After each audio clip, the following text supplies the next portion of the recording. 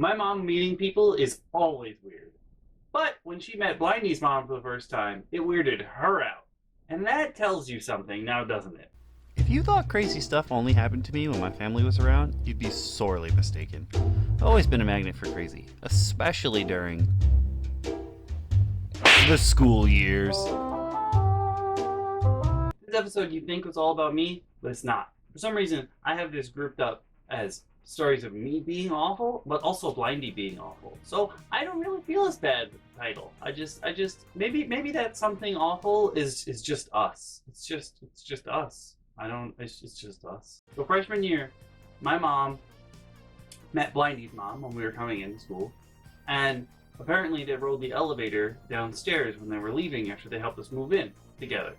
And Blindy's mom turns to my mom in the elevator, and she says, "Now, if you hear anything that my son is doing that's like wrong or weird, you tell me, okay? Here's my phone number." Now, my mom didn't know what to do with that information. She was like, "They're just kids. What could they possibly do that's weird or wrong?" Now, before you start thinking or wondering about the weirdness that is my mom, you should know that my mom is basically political beliefs, as I've mentioned before, are whatever Fox News says is right. Doesn't matter what it is, what they're talking about, but if Fox News says it, she believes it. So my mom is one of those people that thinks that the marijuana is what's going to end the world. Like the marijuana is evil and it's the devil's nectar and all that bullshit. And like I don't partake myself, but I've never feared for my life when someone was high on, like, when someone was high. I might fear for my snacks, but I'm not gonna fear for my life. So when we were freshmen, my roommate would get high a lot. You know this. He would get high on my bed. You know, I'd wake up with Lucky Charms in my pants because they would get high on my bed because I had the fan blowing out the window. So when I made the mistake of mentioning it to my mom one time, she no! And then my mom was like, "But do I call his mom?" I said, I don't know what to do. You could tell from that, especially being that 2 of her children went to New Paltz, for her to be afraid of the weed, like, I don't, it doesn't make sense. Like, New Paltz is, that's what New Paltz is. New Paltz is weed haven. I don't understand why I'm not the first one. The favorite child also went to New Paltz. I don't understand how she could all of a sudden how she could be so terrified of weed. It's not like I don't get it. I don't get it. I don't really think of people coming to kill me when they think someone stole their doorways. But more on that later. Now, really, what gets me into trouble by far is my mouth, because there's no filtering going up here. If I'm comfortable with the people who are around me, there's no filter up here. I just say whatever the fuck I think of, and that is fucking terrible. That is terrible. 2 of the phrases I heard the most were, "Scott, I hate it when you word," and "go sleep in the snow." And I'm going to tell you 2 very specific occasions for which these phrases were developed and spoken to me. So the first time, there's this girl on campus. You're gonna know by the end of this episode that I am a terrible fucking person. But there was this girl on campus that I guess ate around the same time that I did. You know, Asian meal times, 12 and 6. I was in the dining hall. If it was 12 and 6, I was in the dining hall. There's this one girl on campus who's kind of buff, and she had a purple mohawk. Think a Bebop. Think Bebop from Teenage Mutant Ninja Turtles. And this one time, I was leaving the dining hall as she was coming into the dining hall, and she tackled someone out of the way to, like, get through the door. And she's a big girl, so she kind of just, like, was weaving in and out, but kind of bumping people on the way through. And our group squeezed past her group on the way in. And when she's done passing, because there's no filter up here, I said out loud, "Oh my god, I think I just saw a buffalo." I'm a terrible person. I'm just a terrible person. That's just what I'm just a terrible person. And it doesn't stop there. I've said much more terrible things. In retrospect, though, I don't know why I went with a buffalo. It should have been a warthog because she reminded me of Bebop. That girl, wherever you are, I'm sorry, I'm a terrible person, but please, for the love of God, cosplay Bebop because you could be Bebop. You could be Fem Bebop. Fem Bebop, do it. Do it wherever you are in the world. Do it. Now, the other supremely awful thing I said was by far that, okay, so we're coming back from class. It's me, Rebel Monster, and my friend with benefits. We're coming back from class, and we're walking past the library. And there's this lady who's in the library area. I don't think she had just come out. I think she was just walking, which is good because this lady needs to be walking somewhere. I tell you what. But she had a cane, and she was wearing a shirt that like went down to her, I'm gonna say a shirt that like went down way down to her thigh. Now this lady had to weigh,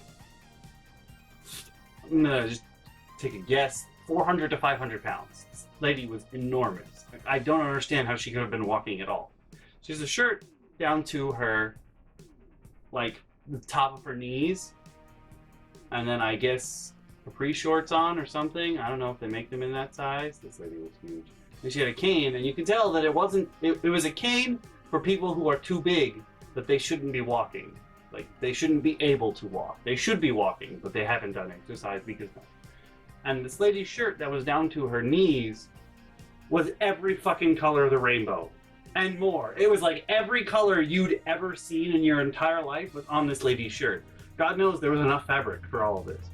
And she walks past us.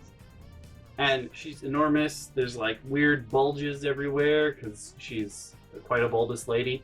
And she's got the cane because she can't walk because she's too big and hasn't done exercise probably ever in her entire life.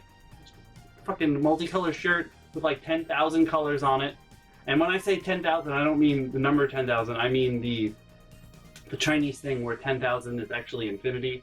Every fucking color you could ever fucking imagine. I bet every color that a mantis shrimp can see was on this lady's shirt. And she just walked past ever so slowly, and she gets a little bit past us. And I just look at the whole monster and I go, it's like a clown car without the wheels. And now again, you know, I am a horrible, horrible human being. Now, you guys remember how I mentioned a bit ago how Blindy was into the weed, the devil's fruit, the devil's nectar. Oh. He would later move on to much more terrible things. Thankfully, after we stopped living together, and he had moved on to another suite. He actually moved into the same suite that a fighting penguin moved into after he left us behind. But, so, he moved on to a different suite and he moved on to different things. And I remember this one time, his roommate, after he stopped living with me, messaging me, and he was like, bruh, he's got acid tabs in the fridge. And I told him, get them the fuck out of our fridge, because I'm not going to get in trouble for you putting your acid tabs in my fridge. So Blindy's reaction, instead of just taking them out of the fridge, was to take them out of the fridge in their room and put them in the fridge in a common room of their suite, thus implicating everyone should he get caught. And that's not okay, man. If you're gonna hide your drugs, you hide it in a place that's just for you. Because why would everyone have to go down just for you? That's just mean. That's just mean. However, one time I did go to visit him, and he kind of grabbed me by the collar when I walked into his room, and I was like, "Sup, Blindy?" And he's like, he was fucking high out of his mind at that point in time. So he grabs me by the collar, and he's like, bro, I can't leave the room because someone stole the doorways, man. Do you have them? Do you have the doorways? Huh? Now, I don't know how you guys would have reacted to this, but me, I'm just sitting there like, where would I put the doorways on my person? Yeah, doorways are bigger than I am. I don't I don't know how to help you here, man. I don't have the doorways. I'm sorry. I guess you're trapped here forever. And he just kind of slunk back into his little...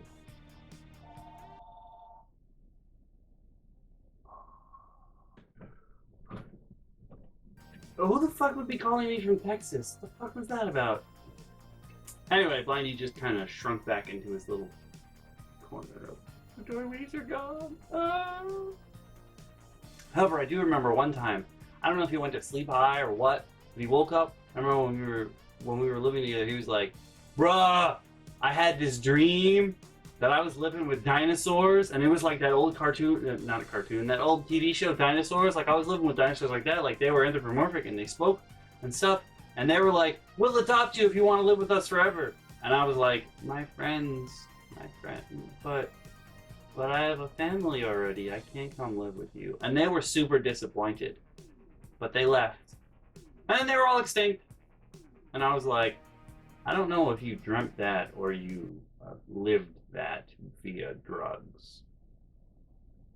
My absolute favorite story of being a terrible person, yet also being able to think on my feet, definitely is this. So, there's this guy that was in one of my classes, like every semester. I saw this guy around all the time. He was in at least one of my classes every semester. So I knew him, but I never really spoke to him.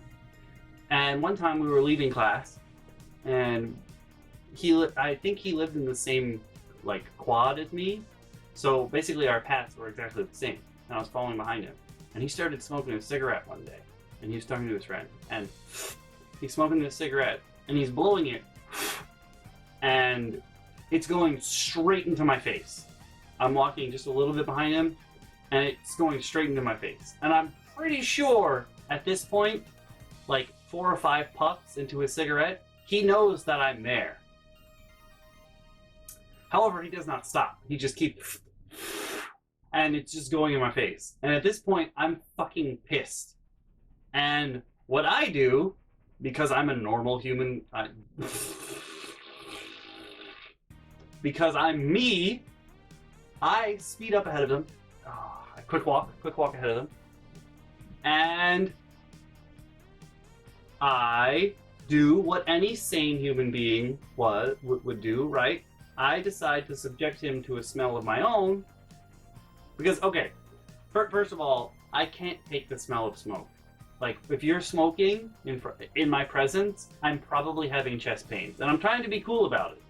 So, no, the smell of smoke gives me chest pains, just like the smell of roasting peppers does. And I don't want to have an episode in the middle of a quad, you know, where I end up on the floor clutching my chest. And I don't want people to step over me either, like my mother. I would like to have someone be over me like, "Are you okay?" But that probably won't happen given my track record. So they'd probably just step over me. "Get up, get ready for school." But yeah, so I can't take the smell of smoke. Please don't smoke in my presence. I don't care what you do on your own time, but don't smoke in my presence. It makes me really sick. I can't take it. In my face. And me, being the person I am, I decide that I'm going to do what any sane person would do, and I would subject him to my own scent. So I power walk ahead of him and his friend. I stop, so they have to stop. I'm in front of the two of them, and I go, and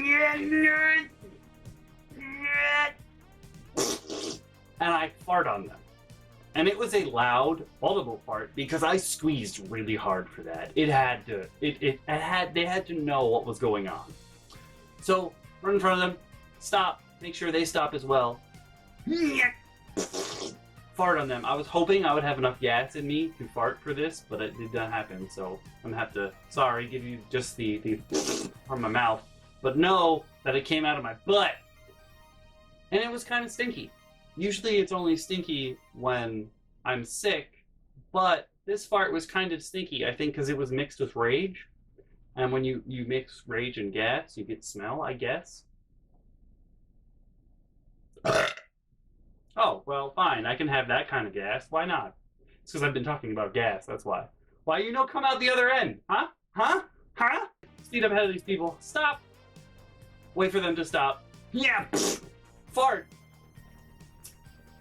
They're both flabbergasted now that I would do this. Now, I accentuate this by turning around to face them. I am now facing them, and I go, "How do you like my smell?" And I just keep fucking walking, and I went home. And that was the one time I farted on someone because he was smoking in my face. Now, being that this guy was in at least one of my classes every semester, you'd think that this would create a problem, but no, he just avoided me for the rest of school. And for that, I thank you. Hey there, guys and gals. I hope you're enjoying Season 2 of On Fairy Tales, The School Years. As always, you can click the link on the left to see the previous episode, or you can click the link on the right to see the playlist where you can see all the episodes so far.